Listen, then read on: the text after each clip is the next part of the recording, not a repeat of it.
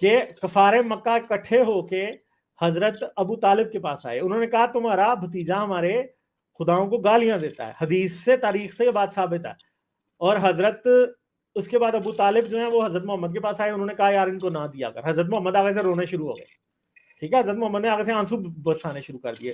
اور حضرت ابو طالب نے اس کے بعد حضرت محمد کو کہا ٹھیک ہے یار تو جو مرضی کر, میں تیری سپورٹ کروں گا. ٹھیک ہے, تو آپ کہہ رہے ہو کہ حضرت محمد کے پاس کوئی سپورٹ نہیں تھی. حضرت محمد بھائی بنو ہاشم کے چشم و چراغ تھے, ابو طالب کے پوتے تھے, عبد المطلب کے پوتے تھے, ابو طالب کے بھتیجے تھے اور اکلوتے بھتیجے تھے.